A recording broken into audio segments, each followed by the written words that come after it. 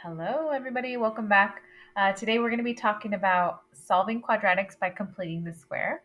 The past couple lessons should have been building up until this moment. So it was a lot of exploration. What do you notice? How many squares would you add to complete the square? And today, I'm going to encourage that you do not use the algebra tiles. Of course, if you need to, go ahead. But they're not going to be as efficient as the formula that we're going to be using today. I apologize for the noise in the background. My son is playing video games at the moment. So let's get to it. Quick announcements. This Friday, whether you're watching this on Thursday or Friday, this coming Friday, April 22nd, is the end of session number 5, which just means report cards will be coming out quite shortly. And believe it or not, for the 8th graders, we're near the end here. Okay, and the last day to turn in any missing assignments is Friday, May 16th. And SBAC review, SBACs, we're going to go ahead and start the week of May 9th. Sorry, let me get my dog away here. Okay, let's get to it. We're going to go ahead and solve quadratics using completing the square method, and it is exactly what it sounds like. We're going to complete that square again. Okay, the first example I give you here, x squared minus 8x plus some mystery number is equal to 6. So what I've done here is I went ahead and, let me escape out of here. I've gone ahead and placed little question marks here. So I want to know if I had 8 x's, or I should have used 8 negative x's, how many ones would I need to complete that square? So I could see I would have needed 4 by 4, which should give me a quantity of 16. So that's the number that I'm missing, okay? So that's what I'm going to ask that you do for your warm-up is go ahead and just type in the missing value. So maybe without algebra tiles, if you can imagine that you have x squared plus 10x, if you imagine you started forming a square with them, how many ones would you have to complete that square? So whatever that magical number is that you think is the answer, you're going to go ahead and place it there, and you're going to go ahead and place it there.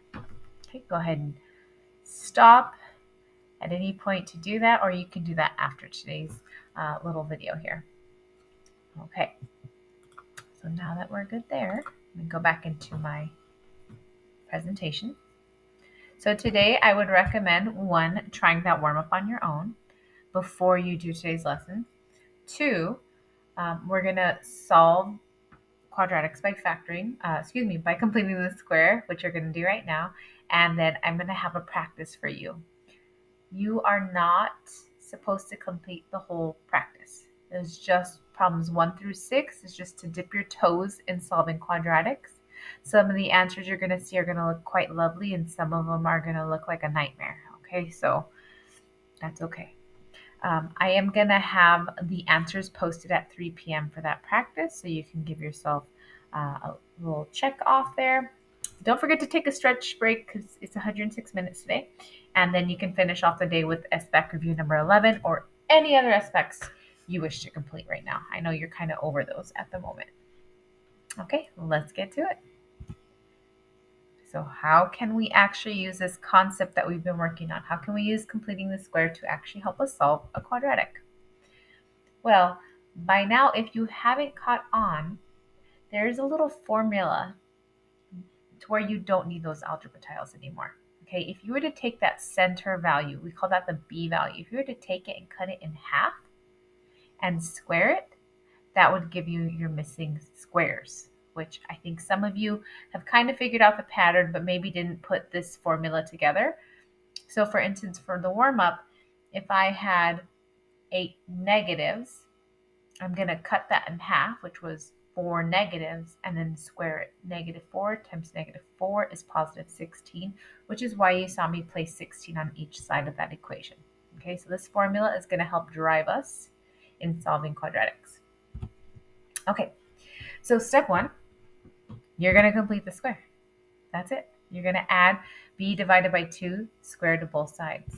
And the last step is simply to solve using inverse operations. So for this first example I have here, I'm going to start off by acknowledging my b value, which is negative 16. I'm going to plug that into my formula. So the quantity of negative 16 divided by 2 squared. That's a fancy way of saying cut it in half and square it. So if I cut that in half, it's negative 8. That quantity squared is 64. There's a method to my madness here. There's a reason why I'm color coordinating in blue and in pink, and you're going to see that in just a moment. I'm going to go back here, and I'm going to take my original equation at the top, and I'm going to go ahead and add that pink 64 to both sides. Remember, an equation is an equation. It remains an equation if both sides are equal. So if I add 64 to one side, I'm going to have to add it to the other to balance it back. And that's all that you're doing here. So that first step, just make sure you're balancing it to both sides. Now, if I can imagine I have negative 16 x's separated out, and I'm completing the square, I now have negative 8 on one side and negative 8 on the other. Based on our last lesson, you should have seen that the way that you can rewrite it is that quantity squared. So this is now the quantity of x minus 8 squared. Okay, if you need to, pause the video here. This is a great place to pause and let your brain marinate on what's going on here. Okay, so everything that was x squared minus 16x plus 64 is equivalent to the quantity of x minus 8 squared.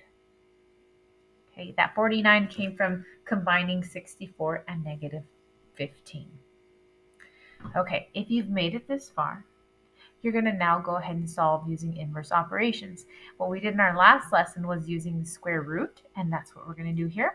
We're going to go ahead and kill that square by using its inverse operation, the square root. It's arch nemesis. What I do to one side, I do to the other.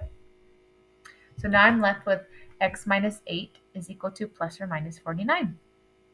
Okay, well, I know what the square root of 49 is. That's a beautiful, perfect square.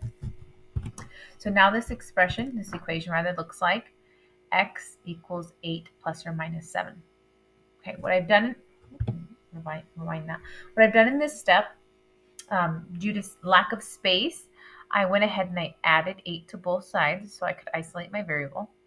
And I just rewrote the square root of 49 as 7. Okay. All right. Here, I'm going to go ahead and start separating it out in two ways. I usually have two solutions. This means x equals 8 plus 7, and we have 8 minus 7. So if I go ahead and simplify that one more step, I get these lovely integers. X equals negative 15, and x equals 1. Okay. Not all of your answers are going to look this nice today, and that is okay. Some of them look quite gnarly.